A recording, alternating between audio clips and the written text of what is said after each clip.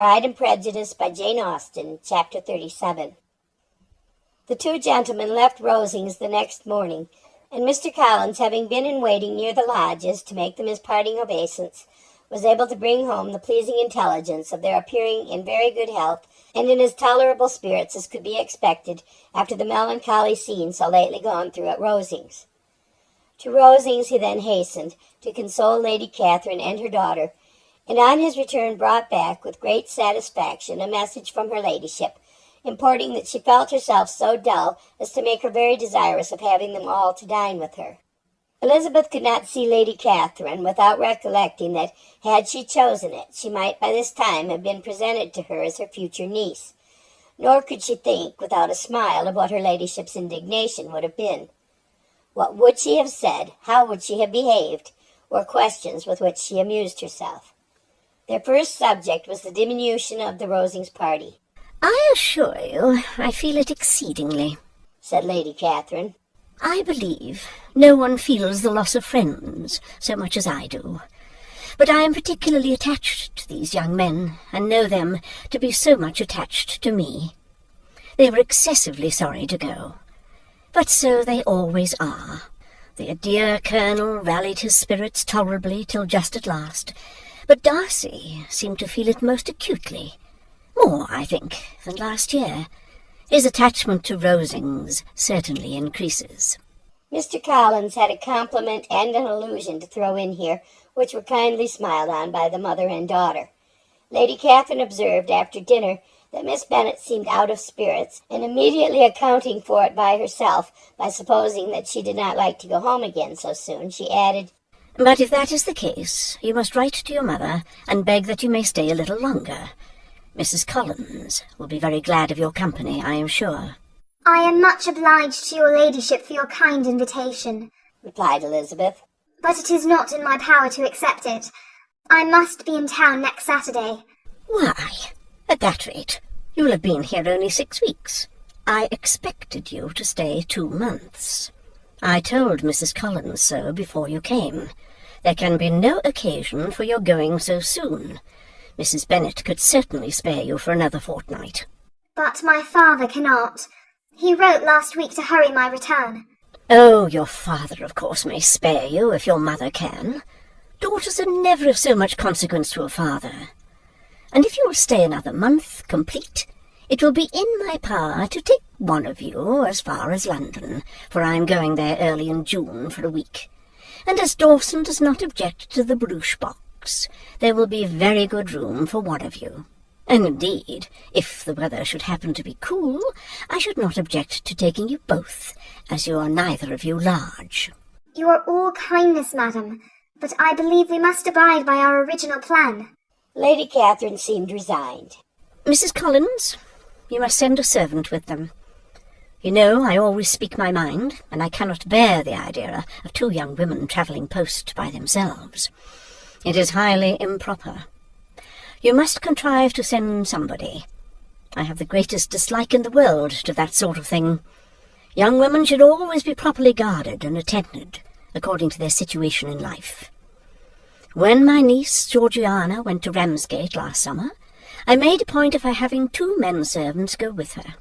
Miss Darcy, the daughter of Mr. Darcy of Pemberley, and Lady Anne could not have appeared with propriety in a different manner. I am excessively attentive to all those things.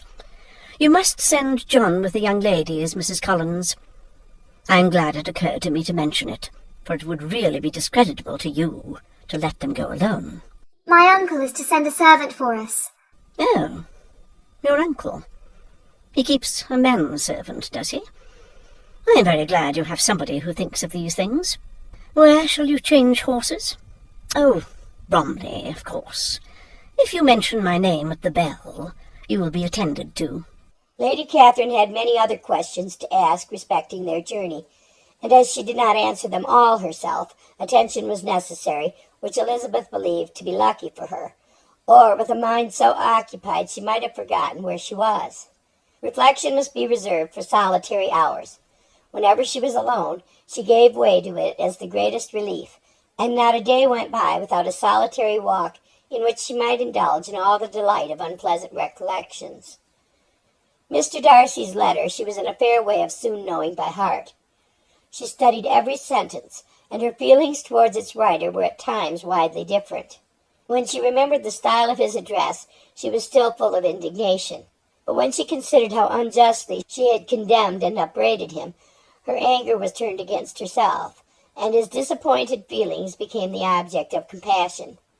His attachment excited gratitude, his general character respect.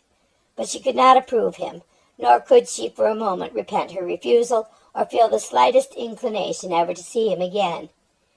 In her own past behavior there was a constant source of vexation and regret, and in the unhappy defects of her family a subject of yet heavier chagrin. They were hopeless of remedy. Her father, contented with laughing at them, would never exert himself to restrain the wild giddiness of his youngest daughters, and her mother, with manners so far from right herself, was entirely insensible of the evil. Elizabeth had frequently united with Jane in an endeavor to check the imprudence of Catherine and Lydia, but while they were supported by their mother's indulgence, what chance could there be of improvement? Catherine, weak-spirited, irritable, and completely under Lydia's guidance, had been always affronted by their advice, and Lydia, self-willed and careless, would scarcely give them a hearing. They were ignorant, idle, and vain.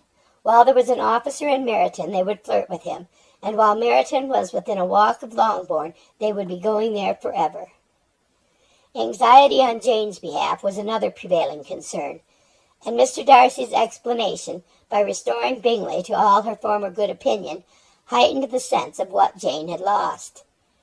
His affection was proved to have been sincere, and his conduct cleared of all blame, unless any could attach to the implicitness of his confidence in his friend. How grievous, then, was the thought that of a situation so desirable in every respect, so replete with advantage, so promising for happiness, Jane had been deprived by the folly and indecorum of her own family. When to these recollections was added the development of Wickham's character, it may be easily believed that the happy spirits, which had seldom been depressed before, were now so much affected as to make it almost impossible for her to appear tolerably cheerful. Their engagements at Rosings were as frequent during the last week of her stay as they had been at first. The very last evening was spent there, and her ladyship again inquired minutely into the particulars of their journey, gave them directions as to the best method of packing, and was so urgent on the necessity of placing gowns in the only right way that Maria thought herself obliged on her return to undo all the work of the morning and pack her trunk afresh. When they parted, Lady Catherine, with great condescension, wished them a good journey, and invited them to come to Hunsford again next year, and Miss de Bourgh exerted herself so far as to curtsy and hold out her hand to both. End of chapter 37.